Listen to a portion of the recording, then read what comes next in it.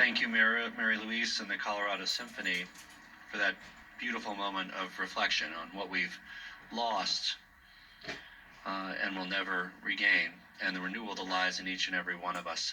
Thank you all for joining us tonight. There are brighter days ahead, but today is a time for us to reflect on where we've been and who we've lost.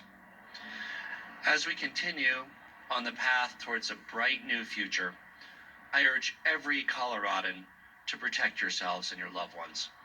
We cherish each and every day of precious life, and we need to continue showing our love for one another in these final months of the pandemic by being careful.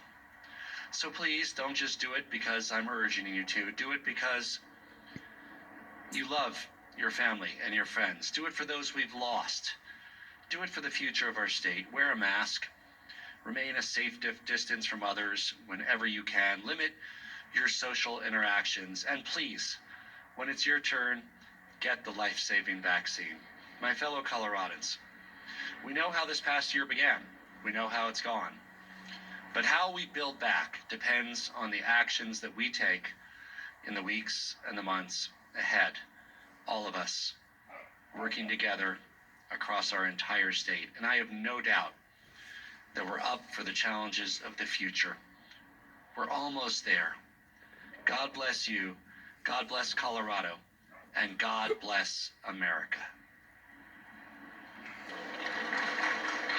Every number has a story, Governor Polis said tonight, and tonight there are nearly 6,000 of those numbers, 6,000 of those stories here in Colorado. In fact, the number has updated even in the last few hours, according to the Colorado Coronavirus Dashboard. 5,995 coronavirus-related deaths here in our state since 365 days ago, and some of those stories stand out to us tonight as we have brought them to you in the last year. Dan Vigil of Lafayette, patriarch of his family, who died.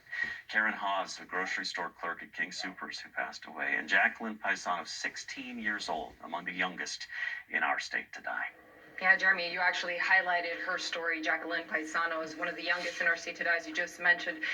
And one of the things that really stood out to me when you spoke to her grieving mother is we just pray. She said, we just pray every day to get stronger and to be able to move forward. This was something that just stopped people in their tracks. It changed their lives in an instant when they lost a family member. And also something that I want to note that the governor touched on tonight is the way that people have been grieving over the last year and the way that we lost people, some of those individuals alone by themselves in the hospital rooms or with complete strangers, family members not able to give their final goodbyes in person. So that, of course, adding to the hurt that so many families and loved ones have had to deal with.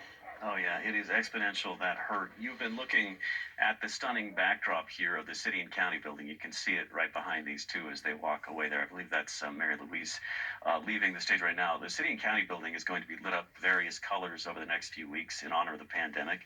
It will be white next week to show respect and honor to those who've died. The following week, it'll be lit red and white to honor first responders and essential workers. And the week of March 22nd, it will be lit yellow to symbolize hope.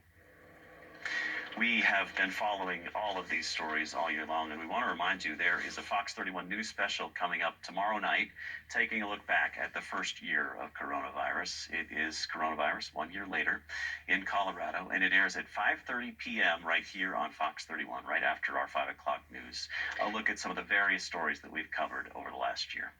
Yeah, and one thing that I do want to know before we leave you after this special coverage is what the governor said toward the very end of his reflection for today, and that is essentially that this isn't over. You know, more lives, unfortunately, will be lost to this virus, and one way that we can all play our part in preventing that is to continue to wear those masks, limit social interactions, and also to get the vaccine when it is, in fact, your turn. And so many vaccine options out there right now. Be sure to get yours when you can.